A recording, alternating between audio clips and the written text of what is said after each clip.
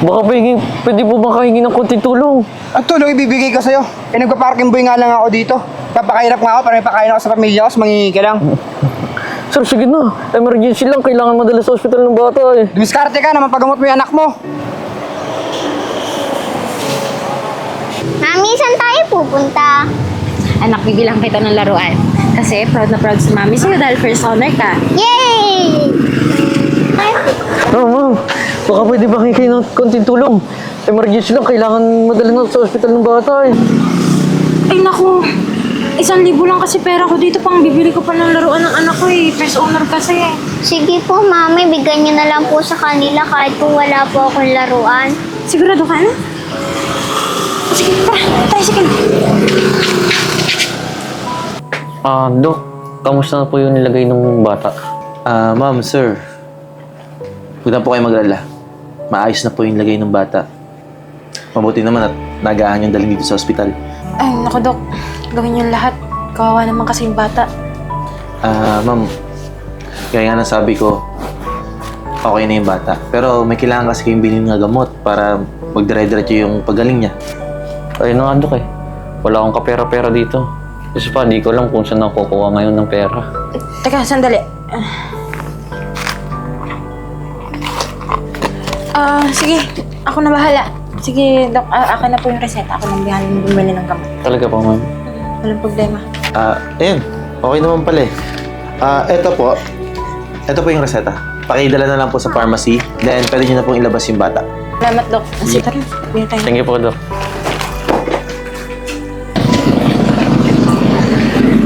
Mami, thank you dahil tinulungan niyo po yung bata. Okay lang naman po sa akin walang laruan.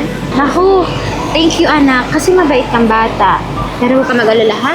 Bibilhan pa rin kita ng laruan kasi matalino ka. Gagawa si Mami ng paraan para magkapera, okay? Tara na, uulan na. Oh, Virgo! Ay, ate.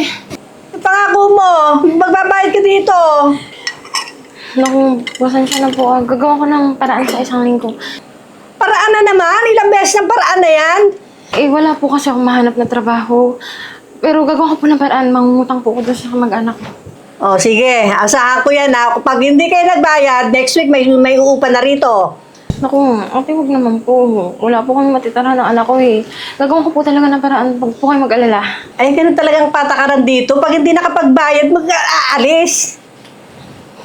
Pasensya na po talaga. Pangako po gagawin ko talaga ng paraan. Sige, isang linggo lang. Sige po.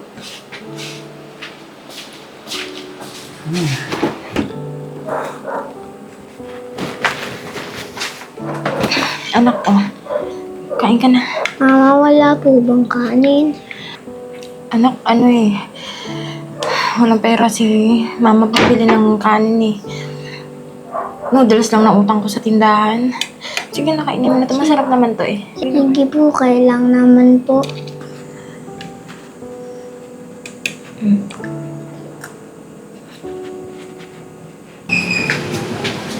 Uy, ma'am. Uy!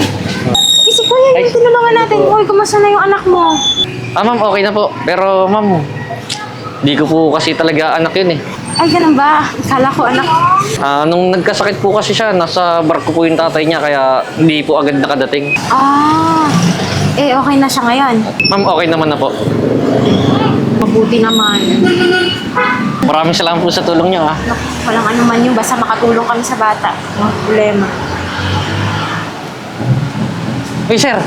Ay, ikaw ba yung bata? Anak ko, kumusta ka na? Buti naman masigla na yung bata. Oo nga po eh. Siya ba yung tatay? Ay, ma'am. Ito nga pala yung tatay ng bata. Ay, hello po. Sir. Siya po yung tumulong kay Pian nung may sakit siya. Ako ma'am, maraming salamat po dahil tinulungan niyo po yung anak ko. Kung di dahil sa inyo, siguro nawalan ako ng anak. Naku, walang anuman yun. Naku, kung saan ako nangyari yun. Panigurado, may hirapan din ako kaya walang anuman yun. Ang mahalaga, okay na yung bata. Nga pala ma'am, dahil sa kabutihan niyo po, may bibigay po ako ng pabuya sa inyo. Ay 1,000,000. Hoy, 1,000,000? Naku, wag na. Nakakahiya. Napakalaking pera nun. Naku ma'am, huwag niyo na po ang alalahanin yun. Malit na bagay po yun para sa buhay ng anak ko. Sigurado ka? Sige, salamat ha. Ay, bibigyan tayo ng pera. Mag-thank you ka. Thank you po. O paano, sir, ma'am? Tara, kain na muna tayo. Tara, ma'am, sama na po kayo.